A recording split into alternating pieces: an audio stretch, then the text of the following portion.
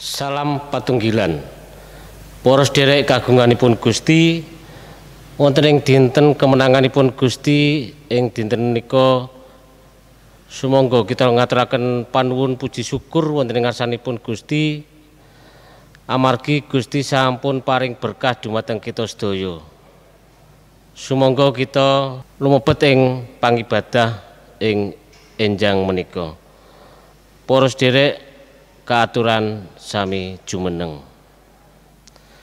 Sumangga kita memuji asmanipun Gusti kanthi kidung pasamuan Jawi angka 17 ingkang mekaten surasipun mugi rawuh jeng Gusti.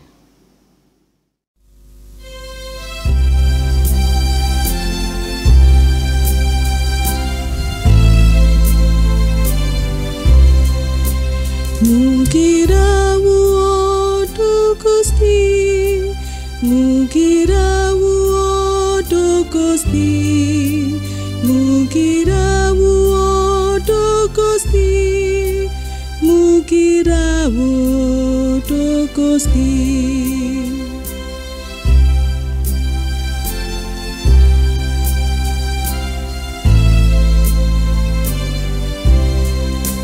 Kula nyawiji Gusti, kula nyawiji Gusti, kula nyawiji Gusti, kula sami nyawiji.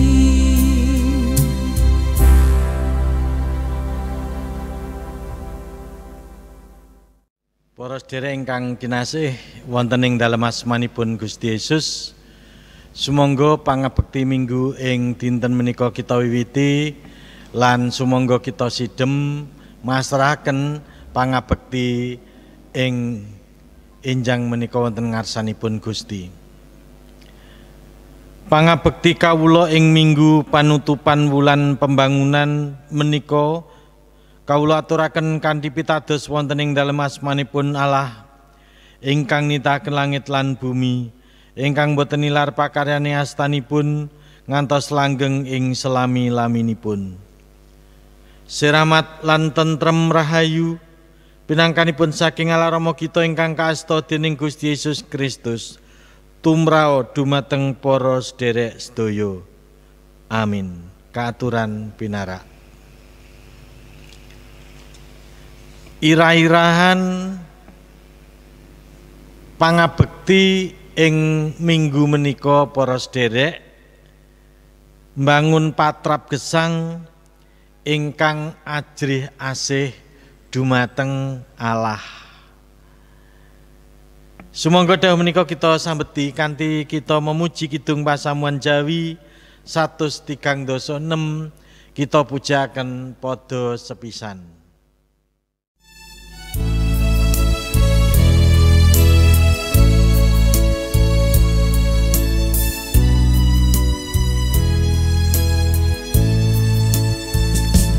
Rahayu wong wedi asih ring pangeran Yahuwah rameng gawe sepi pamrih kesengsem sabdeng Allah wong bener wong ngabekti dan berkahi lan turun lestari.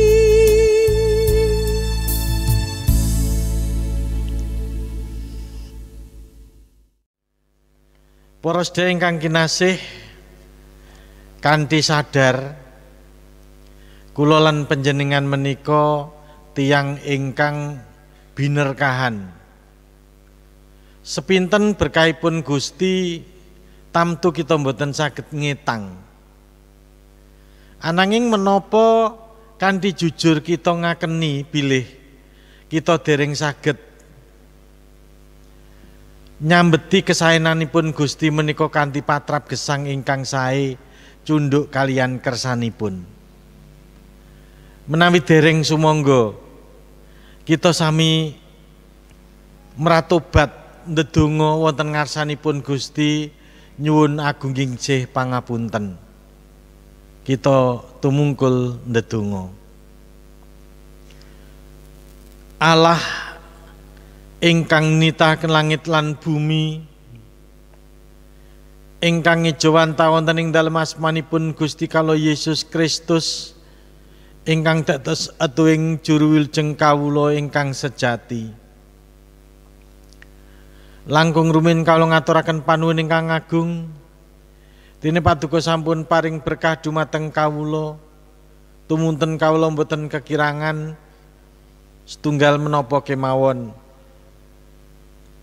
Kawula kacekapan sanes awit saking kekiatan kawula ananging awit sih kadarman paduka ingkang kawula tampi awit katresnan menika. Rama ing swarga kanthi jujur, kanthi andhap asoring manah, kalau ngaturaken sedaya kalepatan lan dosa-dosa kalau wonten ngarsa paduka, mugi paduka kersa ngapunten sakatahing kalepatan lan dosa-dosa kawula. Wiwit saking telenging batos kawula ingkang lebet, tutuk, pratingkah gesang kawula, jejember, dosa duraka, mugi paduka kersa bilas, mugi paduka kersa ngapunten. Kawula nggih badhe ngapunten dumateng sok sinten kemawon ingkang kalepatan dumateng kawula. Matur nuwun Gusti, salajengipun kawula nyuwun paduka tansah ngirit lampah kawula inggih wonten ing margi kayekten lan kaleresan. Ing dalem asmanipun Gusti kala Yesus Kristus, Sang penebus dosa kawula, kawula ndedonga. Amin. Para sedherek kula aturi sami jumeneng. Selaku abdinipun Gusti, kula martosaken pawartos rahayu dumateng kita sedaya ingkang kanthi tulus ikhlas ngakeni sakatahing dosa-dosa lan kalepatanipun. Gusti dawuh lumantar Nabi Yeremia 3:3 ayat 8 ingkang mekaten suraosipun. Ingsun bakal nucakake para wong iku saka ing sakabeh kaluputane kang dilakoni. Anggone nindakake dosa ana ing ngarsaning ingsun lan ingsun bakal ngapura saking kaluputan kang dilakoni kalawan anggone nindakake dosa lan anggone mbalela marang ingsun. Mekaten para sedherek pawartos rahayu dumateng kita sedaya ingkang saestu nelangsani dosa-dosanipun. Amin. Sumangga dawuh menika kita sauri kanthi kita memuji Kidung Pasaman Jawi sekawan dasa 6 kita pujaken padha sepisan.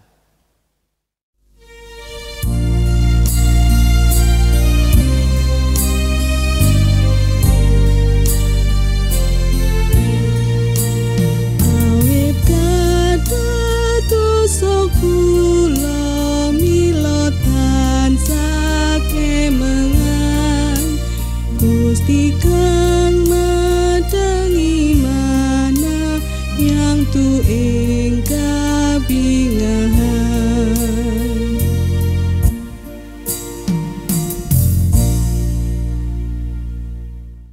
Para sedherek kula aturi sami pinarak.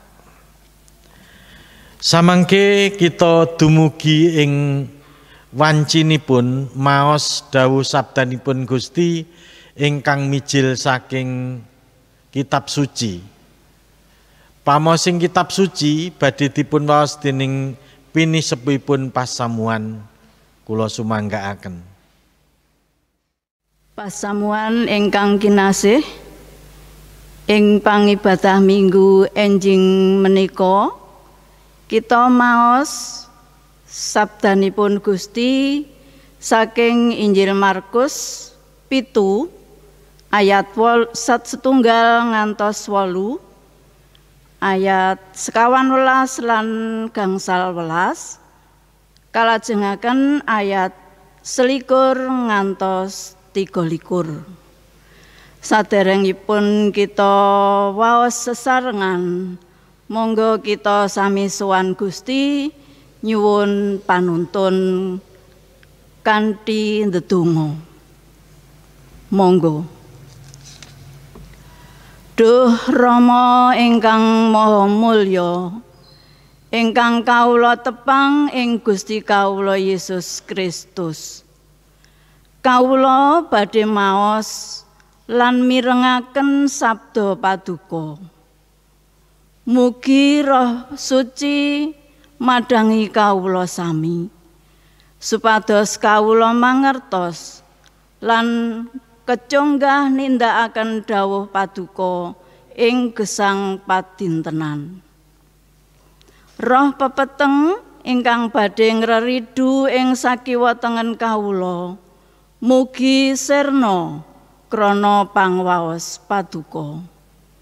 Bapak Pendeta Sujiyanto SSI ingkang badhe mbabaraken sabda, mugi paduka ampili kawicaksanan ingkang kelampahan namunga karsa paduka.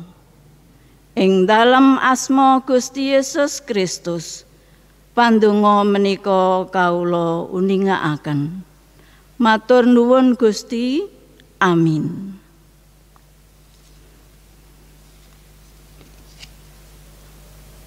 Injil Markus bab 7 ayat 1 ngantos 8. Nuju ing sawijining dina ana wong Farisi sagrombolan lan ahli Taurat sawetara teka saka ing Yerusalem padha sowan ing ngarsane Gusti Yesus. Wong-wong mau padha nyumurupi sekabate Gusti Yesus sawetara nggone mangan nganggo tangan kang najis, yaiku ora wisuh dhisik.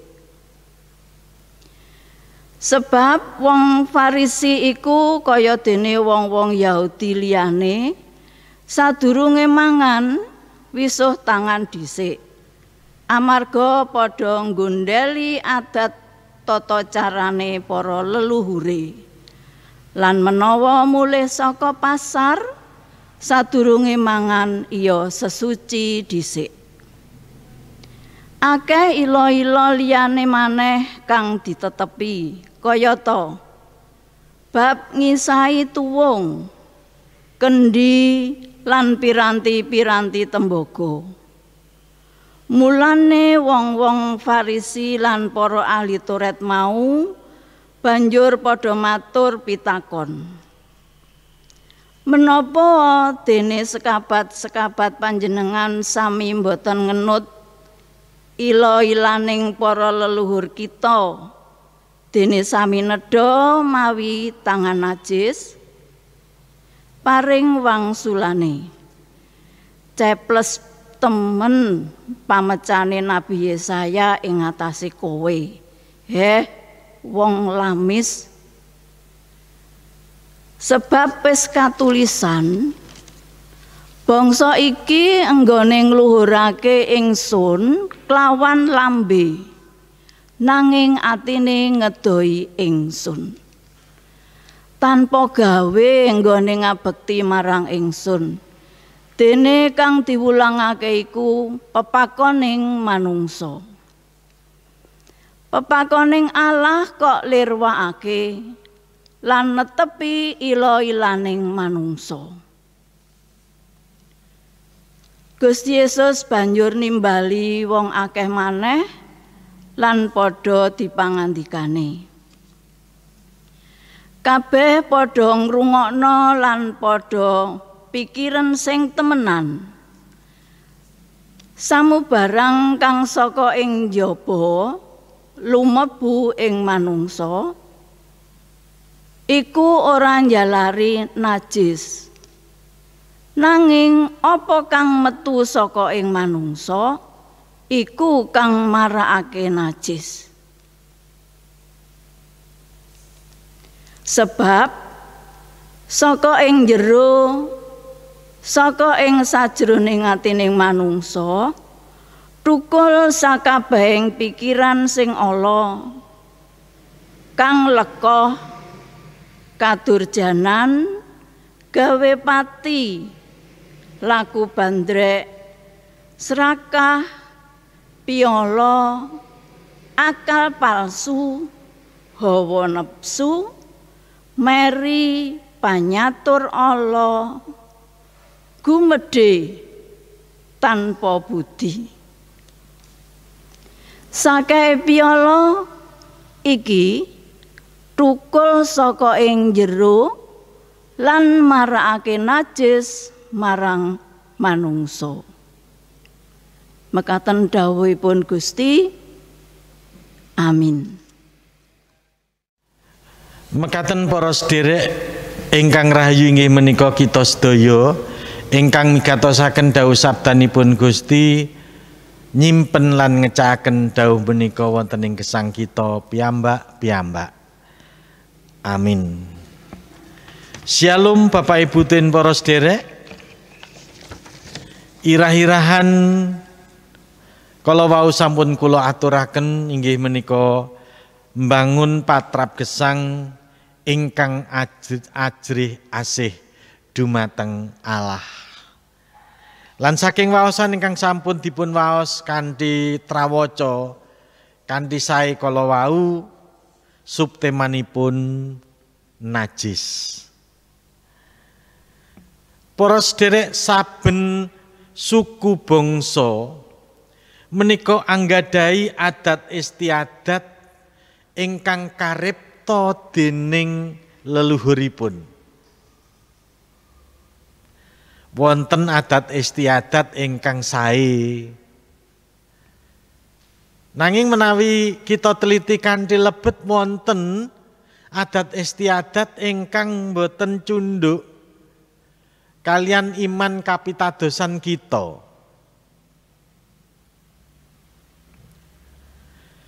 Wonten malih Bapak Ibu tuwin para sedherek adat istiadat ingkang sejatosipun sae ananging dipun lambari kanthi ngajrih-ajrihi. Contonipun adat Jawi ingkang sae nuturi putranipun menapa putunipun ingkang sawet mbobot. Nduk, nek mbobot ngono kuwi ora pareng lungguh tengah lawang. Marai anakmu nek lair lambene iso sak lawang. Biyuh-biyuh, kula gedhe lek ngentek-entekne bakso Bapak Ibu nggih. Lambe sak lawang. Dados adat istiadat menika sae. Lawang menika fungsinipun kangge liwat. Lah lek pas mbobot lenggah wonten tengah lawang, enten tiyang liwat kesrempet sret tiba murep kamangka mbobote pun 8 wulan. Bayuh parya nggih sara saestu niku. Sae ning dipun ajrih-ajrihi. Wonten malih adat Jawi ingkang ugi sae nuturi putranipun. Le nek surup-surup kaya ngene iki ra pareng metu. Aja dolan. Iso digondol gendruwo. Gendruwo iku metune wayah surup. Kamangka para sedherek pitutur menika sae lho. Lah surup-surup dolan ning kamangka surup-surup niku wancinipun adus, wancinipun maem, wancinipun sinau. Ngaten. Waosan ingkang sampun kita pirengaken kala wau ugi sae sejatosipun. Dados awon awit dipun momoti pranatan ingkang jiret. Ngaten. Cobi kita tingali setunggal mbaka setunggal nggih. Wijik sadaringipun nedha. Wijik sasampunipun saking peken menapa awon menika. Sae sanget resik. Nek sak mangke saged kalih saking virus COVID-19. Nggih. Dados awon lan dipun tentang dening Gusti Yesus awet dipun cundhukaken kalian adat istiadat lan agami. Dados tiyang ingkang nedha mboten wijik saking peken, mboten wijik tiyang menika najis. Lah niki menika ingkang Gusti Yesus mboten setuju. Najis menika tegesipun reget, lahir batin, lan mboten sembodo sowan wonten ngarsanipun Allah. Pitakenipun mosok sih mboten wijik kemawon mboten kepareng sowan wonten ngarsanipun Allah. Kok ramen ngaten. Gusti Yesus mboten nentang bab wijik menapa mboten. Ananging najis kala wau mbok dipun jelasaken kanthi penjelasan ingkang sae ngaten. Ingkang murukaken tiyang menika mangertos lan boten njireti kalian perkawis-perkawis ingkang saweg dipun lampahi dening manungsa kala semanten. Mila Gusti Yesus paring piwucal bab najis.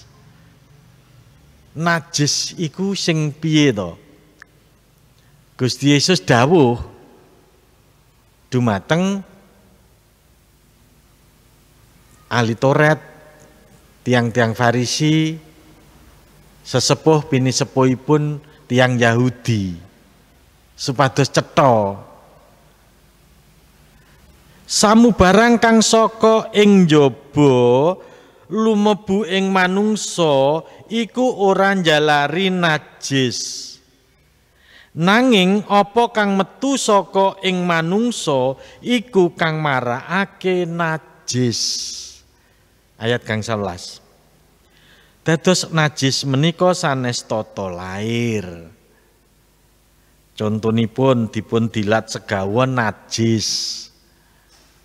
Boten miturut kapitadosan tiang Kristen. Nedha daging babi najis. Nyepeng nika nyepeng niku najis. Mboten mekaten.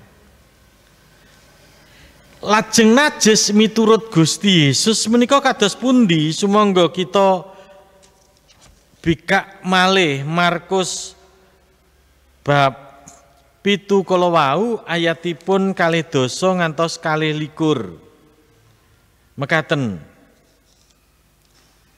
Banjur nyambeti pangandikane, apa sing metu saka ing manungsa iku sing marakake najis, sebab saka ing jero, saka ing sajroning atine manungsa tukul sakabeng pikiran sing ala kang lekoh kadurjanan gawe pati laku bandrek serakah piolo akal palsu hawa nepsu meri panyatur ala gumedhe tanpa budi menika ingkang kawastanan najis.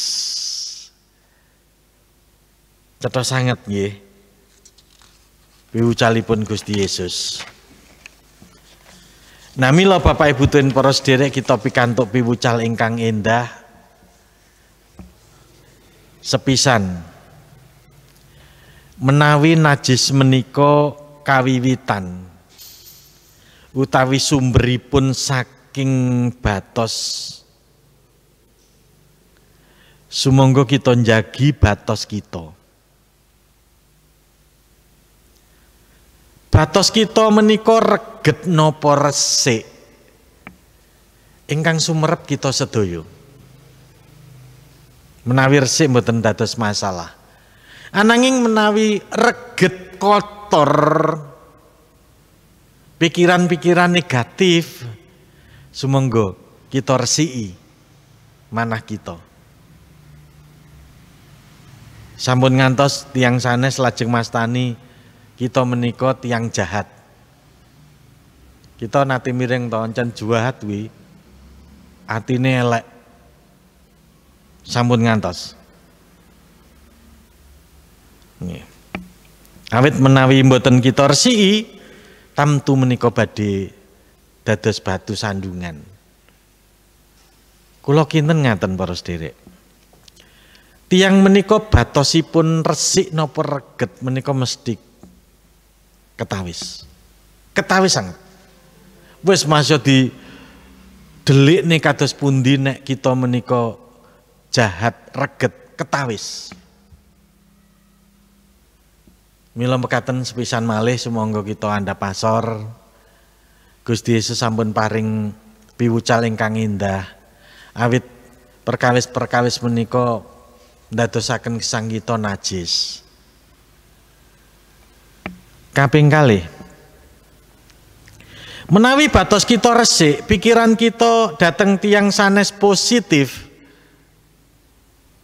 ingkang medal saking lati kita ugi perkawis-perkawis ingkang sae. Ingkang medal ndadosaken tumindak kita menika perkawis-perkawis ingkang sae. Mboten lamis, mboten sombong, utawi mboten adigang adigung adiguna sapa sira sapa ingsun. Ananging anggadhahi patrap gesang ingkang andhap asor. Kaping 3 para sedherek. Enget. Menawi kita badhe tumindak najis arupi pitembungan sikap patrap gesang tumindak daksya tumindak jahat.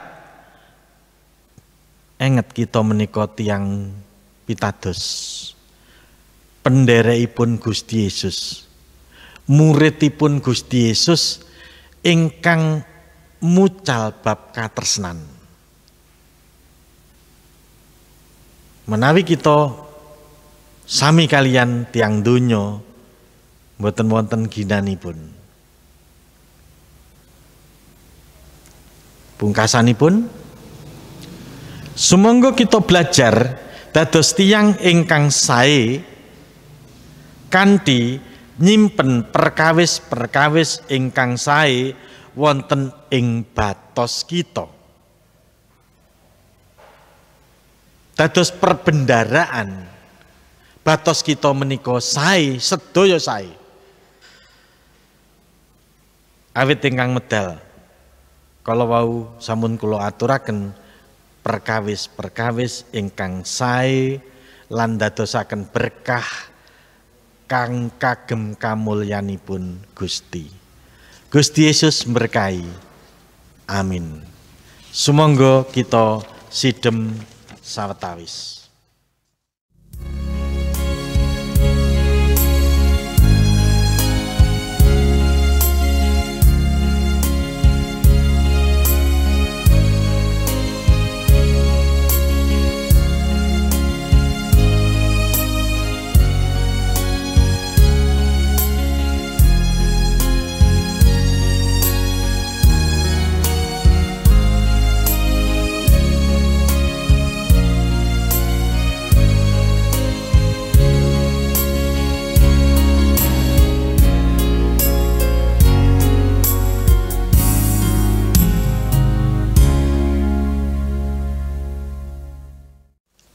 ngaturaken pitados.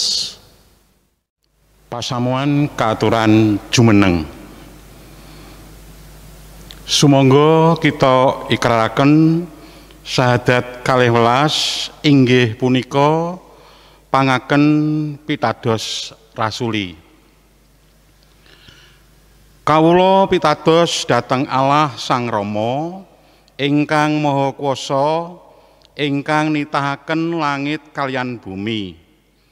Inggih pitados dhateng Yesus Kristus ingkang putra untang-anting Gusti kawula ingkang kabobotaken dening Roh Suci miyos saking prawan Maryam ingkang nandhang sangsara nalika jumenengipun Pontius Pilatus kasalib nglampahi seda lajeng kasarekaken tumedhak dhateng ing teleng palimengan.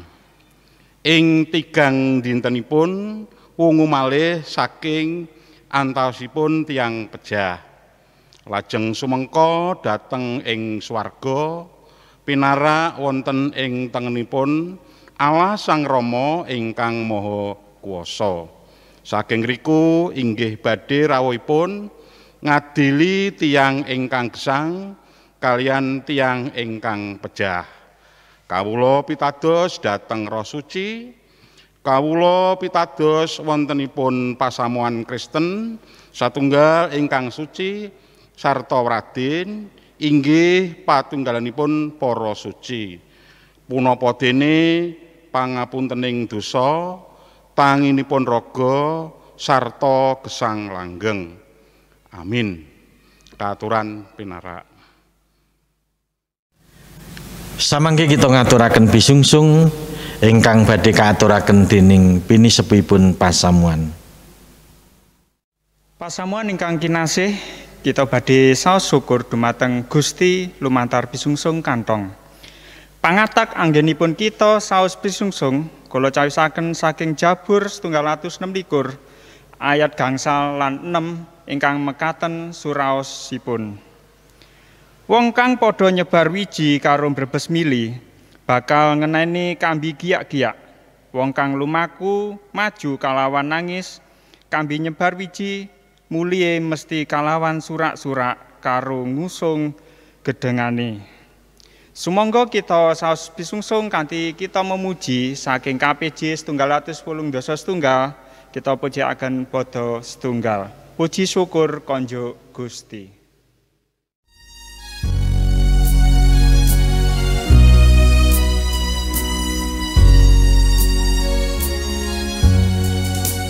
Puji syukur konjo Gusti wit siramat patuko datan kendat angasihi cinaning kawasanto syukur pangiring pakaryan nadyan bedamboringke syukur dene kadang mitro tansah nanduken sih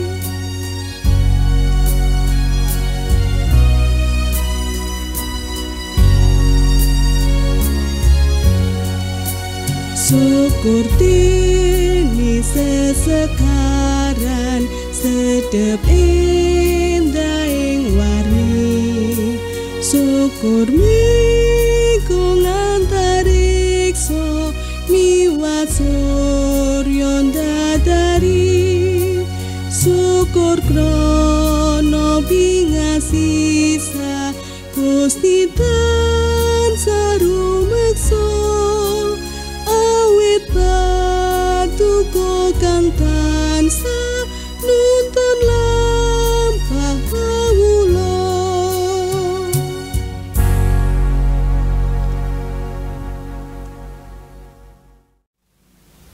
Para sederek sumangga kita tumungkul, kita lumebet wonten ing mandonga syafaat.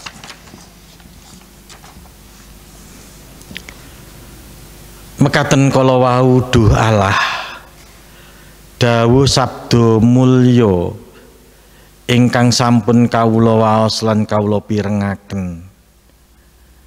Paduka ngengetaken supados kawula dados tiyang ingkang nulat lan nuladani paduka inggih menika nyimpen perkawis-perkawis ingkang sae wonten ing batos kawula awit sedaya ingkang medal inggih menika perkawis-perkawis ingkang sae ugi. Gusti Paduka berkahi para putra kagungan Paduka ingkang sami nderek mangun pangabekti secara virtual menika. Setunggal mbaka setunggal Paduka berkahi, brayatipun Paduka berkahi, ayem tentrem, boten kekirangan setunggal menapa kemawon, luber sandang pangan papan. Ugi ingkang boten kalah pentingipun, mugi Paduka maringi kawula sedaya kesehatan. Rama kalendungaken para putra wayah kawula wonten ing pundi papanipun ingkang saweg wonten ing pasinaon, Paduka berkahi ing kawontenan ingkang mekaten anak-anak kawula saged sinau kanthi saestu lan saged anggadhahi seserepan ingkang inggil, budi pekerti lan ilmu pengetahuan. Para putra lan wayah kawula sukses. Kawula ugi nyuwun lan nyadong berkah Duh Rama tumrap anak-anak putu kawula ingkang nyuwun jodoh ingkang saweg ngudi pendamelan lan ngrintis pendamelan Paduka paringi kesuksesan. Anak-anak putu kawula ingkang wonten ing papan tebih, Paduka ugi paring berkah kawilujengan, Paduka paring ayem tentrem lan sedayanipun sukses.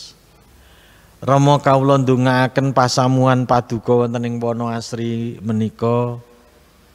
Paduka rimati warganing pasamuhan lan Paduka tansah ngiring ing salampah gesangipun. Kawula ndongaaken proses kesembuhanipun Ibu Etika lan Ibu Ajeng dalah para sederek kawula ingkang samangkin nandhang sakit. Paduka jamah kanthi roh ingkang suci Duh Rama tumunten tiang-tiang kang kawula tresnani menika saged saras kados wingi uni. Kawula ndedonga tumrap para pemimpining bangsa saking pusat ngantos dumugi ing daerah-daerah kalebet TNI Polri, nakes sedaya Paduka berkahi. Kawula ngaturaken pisungsung Rama, mugi Paduka kersa nampilan berkahi supados ndadosaken jembaring kraton Paduka ing jagat menika. Kathah sanget ingkang kawula suwun, ananging Paduka mirsani lan Paduka ingkang maringi. Ing dalem asmanipun Gusti Yesus kawula ngaturaken pandonga menika inggih pandonga Rama kawula. Duh Rama kawula ingkang wonten ing swarga, asma Paduka mugi kasucikaken, kraton Paduka mugi rawuh, karsa Paduka mugi kalampahan wonten ing bumi kados dene wonten ing swarga. Kawula mugi kaparingan rejeki kawula sakcekapipun ing dinten menika. Saha Paduka mugi ngapunten kalepatan kawula. Kados dene kawula inggih ngapunten ing tetiyang ingkang kalepatan dhateng kawula. Menapa dene kawula mugi sampun ngantos katandukaken dhateng panggoda, nanging mugi sami Paduka walaken saking piyawon. Awit dene Paduka ingkang kagungan kraton sawisesa tuwin kamulyan selami-laminipun.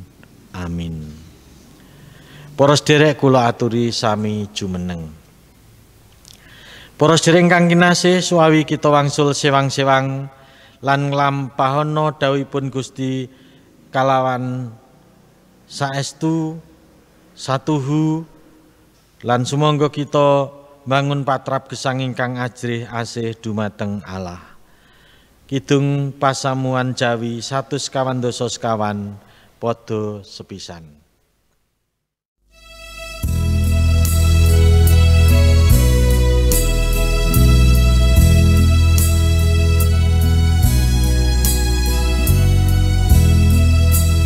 Yen munggelan Gusti rintang dalu mana langkung tentrem arahayu kula angantos Gusti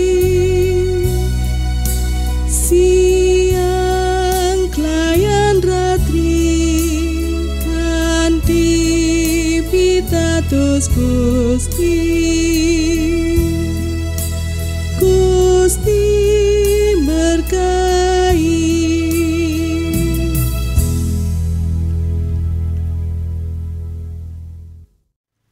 Lan samangke sumangga kita nampeni berkahipun Gusti lumantar abdinipun.